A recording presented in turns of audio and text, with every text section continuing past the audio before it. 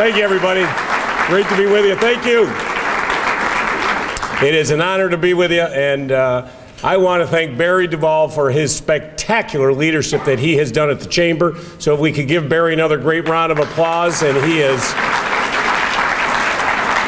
always been helpful to me, and my entire cabinet, I think, has already been over to see him, and I appreciate all of you for what you have done to help us get off the ground running. It's great to be with you again. Let's give a great round of applause for our great Lieutenant Governor, Bill Bolling, who was spectacular, and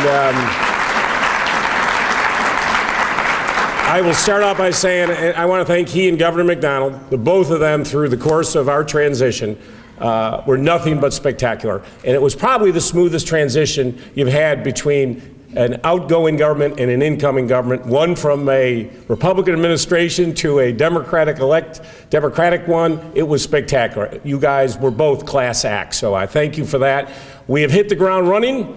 We have named our cabinet. I'm very proud of the cabinet, very unique cabinet. I actually convinced a 4-star admiral to hang around to do Veterans Affairs, which I think is important. Ann Holton is Secretary of Education, Maurice Jones, who will be Commerce and Trade. Rick Brown we were able to convince, the Lieutenant Governor actually helped me with that, which is so important. Todd Haymore at Agriculture and Bill Hazel in Health, but the whole group has really been spectacular. It is a very, very bipartisan cabinet, as I promised it would be. Many Republicans in the cabinet. Aubrey Lane, who is my Secretary of Transportation, when I had the final meeting with him to offer him the position, he said, "Governor, I want you to know one thing." He said, "You should know that I'm a lifelong Republican." I said, "That's fine. Doesn't matter to me as long as you get transportation done right." And he has been spectacular. I promised I would do something about the tolls at Portsmouth, and within our first week, we have reduced those tolls. I support public-private partnerships, but tolls got to be fair, and they can't inhibit our ability to grow and prosper. So we've been in office about 2 weeks. I've done what I said I would do. Executive Order number 1, no discrimination in the state workforce based on sexual orientation. We have to be open and welcoming to everyone. Executive Order number 2 I signed immediately was I put a $100 gift ban on myself, my wife and family, and every member of my administration. It's important for transparency. So we have done exactly what we said we would do, but every single day what I focus on, jobs, diversifying the economy, how do we take Virginia to the next level? The Blueprint Virginia has been a model, and I've used it every day. I actually keep a copy of it on my desk if you happen to come over to the governor's office, because it's important. And I appreciate all of you in this audience who work so hard on that. That will be my guiding principle as we move forward to try and grow and diversify the economy. Many of you have heard me talk about this many times. We are going to face some challenges in Virginia. We are the #1 recipient of Department of Defense dollars. We will continue to be, but those dollars will be smaller. And we have to replace those with new technologies, genome sequencing, cybersecurity, nanotechnology, all these 21st century jobs. How do we build the small businesses that are already in Virginia today? Just this week, we had some troubling news out of the Department of Navy. Not sure what they were intending to do, but they indicated that they might deactivate the George Washington, which is our home port, Norfolk. That literally could cost us tens of thousands of jobs. Bill, would that be a fair analysis? This is a very serious deal, so I've already been in touch with our 2 senators in the White House. It's a big deal for us, folks. We cannot have one of our aircraft carriers deactivated, because it's not only the aircraft carrier, and these are actually cities, as you all know, but it's also the fixed wing aircraft that come out of Oceana would be impacted. They would be cut as well. They announced yesterday they may want to cut $1 billion out of the commissary budget, have a dramatic impact on the Hampton Roads region. So every day we're dealing with the challenges of budget cuts and sequestration, but I am very excited that we are going to replace whatever losses may come through that with all the new jobs and the things that we need to do. I'm focused on growing and diversifying this economy. I've been working with all the Republicans in the General Assembly, as I promised all of you at our meeting, I guess was in December, was it? Yeah, in December in Williamsburg. I promised I would reach out to every Republican. It took me 2 weeks. But during my transition, I reached out to every single Republican in the General Assembly and said, folks, let's find common ground. How do we get things done? What voters want from us are jobs, economic development. They want a great education system, healthcare delivery system, and we could do that in a bipartisan way. Every day, I have taken entertaining to a new level at the mansion. We host breakfasts every morning at 7:30, and we have a reception every night from 5 to 6:30, bringing all different folks in from all different parts of the Commonwealth to build the relationships, talk about the issues that we need to do. As most of you know, I'm not big on sleeping. I think it's overrated. I say sleep when you are dead. We are going around the clock, and I actually enjoy doing it, and I have been spent half my day on the phone calling around the globe to different businesses and opportunities. I'm proud that we were able to convince Carnival Cruise Lines to come back to Norfolk. That is thousands of jobs. They left for 18 months. Mickey Aronson agreed that they should come back. We had some other announcements. I'm going to Martinsville on Friday to make another economic development announcement.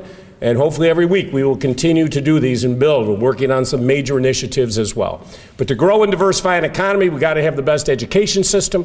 That's why I talk so much about pre-K, early childhood development. If 80% of the brain is developed between birth and 3 years old, we need to make sure as many of our children as possible can have access to early childhood development. Shouldn't be a sole state responsibility, but we can do it with the community faith-based groups, public-private partnerships, reform in the SOLs. We will get reform of the SOLs, I promise you that. We are just giving too many tests. Our children are taking too many SOLs, and then there are the pre-tests to get ready for the tests. Our teachers are teaching to test, and our kids are learning memorization tricks, which is not how you get our children to think cognitively and creatively. I talk about higher ed. Everybody ought to have access to higher ed. As you know, in the governor's budget amendments, my top priority of what I added was related to education, what we need to do to hold harmless. I was in Botetourt the other day to replace $283,000 that they had lost. Some of these school divisions, loss of population, new funding formulas have had a dramatic impact on those communities that are in most need of new jobs, which means we got to continue to fund the education. And then, of course, up in Northern Virginia, we put some money back. Obviously, the cost to compete, I put about $5.4 million in for support staff because in certain areas we have to compete against the private sector, and cost of living is so high in Northern Virginia. So we're making those initial things that I promised I would do. I also added back $15 million a year into our budget through the Literary Fund to make sure that we have more money for school construction. So I have been focused on the education initiatives. Transportation, as I say, I did what I said I would do on the tolls right off the bat. Aubrey Lane, we have a spectacular Secretary of Transportation. For me, on this new money that we have to spend, thanks to you, Lieutenant Governor, the bipartisan folks in the General Assembly and Governor McDonald, we have some money to spend. Let's spend this money wisely. Does it have an economic development component to it? Does it ease congestion? And then I like to say we need some local say in these new roads. So we will be making some announcements very shortly on our new transportation initiatives. I'm spending a lot of time on the port, as you probably read in the newspapers today. I had my Secretary of Transportation there yesterday. We are losing money at the port, and we have consistently lost money. We need to fix that. I spent an hour and a half yesterday on Wallops Island and the idea of what we could do in space exploration. So all of these tremendous assets, unlocking Dulles Airport, doing what we need to do, are something that I think about each and every day. And I appreciate all of you in this room who have helped us with all these many different projects. And I want to thank you, Whit, who was one of the co-chairs of my transition team, and Jennifer McClellan and others for the help that they gave me. One issue I do want to mention to everybody in this room, this is very important. Most of you have heard me talk about this, and I want to thank the Chambers of Commerce all over Virginia, and I want to thank the Virginia Chamber for taking the leadership. We need to bring Virginia's tax dollars back to Virginia. We need to provide care for those 400,000 Virginians who today have no insurance at all. Many of them, as you know, go to an emergency room for care, which is the most expensive way to provide health care. The MERC asked for Pricewaterhouse Commission, an audit analysis to be done. The report was done, as you saw last Wednesday.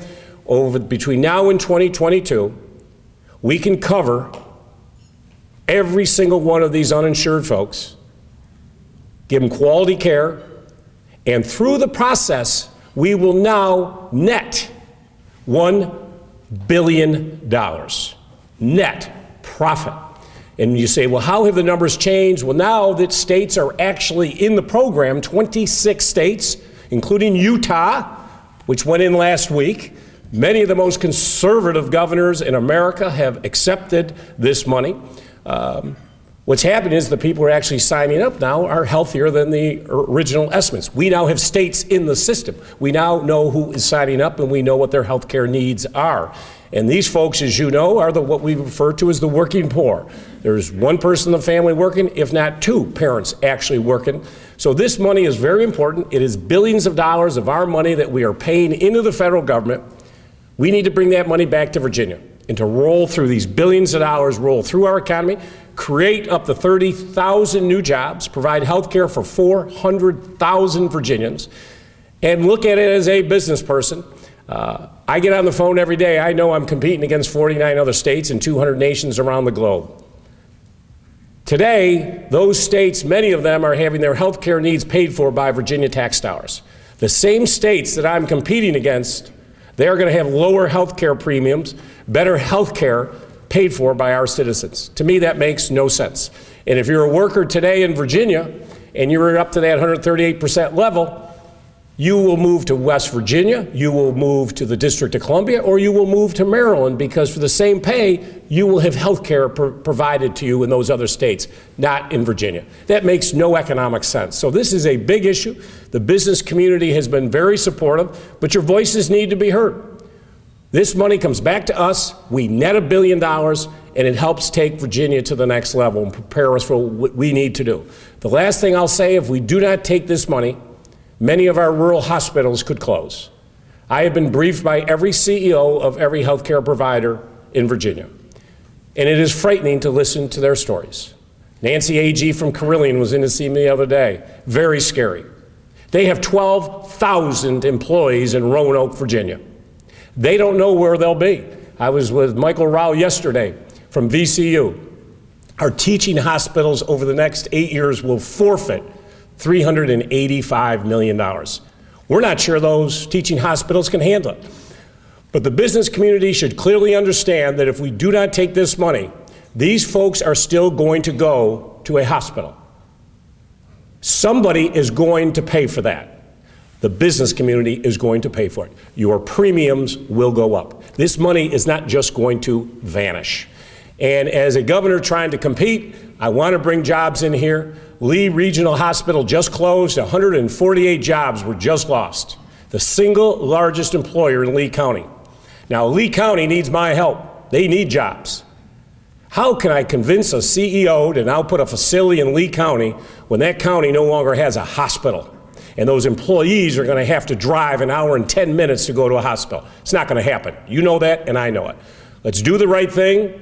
Let's bring that money home and use it sufficiently, efficiently, and cost effectively so that we are delivering our health care. We need to do this the Virginia way. And there's a way to do it in a bipartisan, keep the politics out of it. This isn't about the president's health. Those discussions are over, folks. This is about doing the Virginia way, all of us sitting in a room together, what makes sense, and protecting ourselves on the back end. So I need your help, but the last thing I'll say, I want to be an advocate for your businesses. Some of you have already called me. I do have a pretty good Rolodex. I want to help you do. If there's anything I can do to help your businesses grow or preserve the business that you have, I'm not scared to pick up a phone and call somebody. I don't mind asking for money, but you probably all knew that already. I always say, what's the worst thing they can say to you? No! I wouldn't have had a date in high school if I took no for an answer, but you just start at it. So folks, I thank you. We are going to have 4 great years. Our economy is going to look a little different over the next 4 years because we're going to have to replace and do different things, but we're going to be global leaders on all these new technologies, and it's going to be done because of the great folks in this room and the Virginia Chamber of Commerce, who I am a gigantic fan of. I want you to know that my door is always open. Most of you have my cell phone. You can call me anytime, 24 hours a day, 7 days. If we got a deal ready to close, you pick up that phone and let me help you get that business done. Thank you very much. Okay.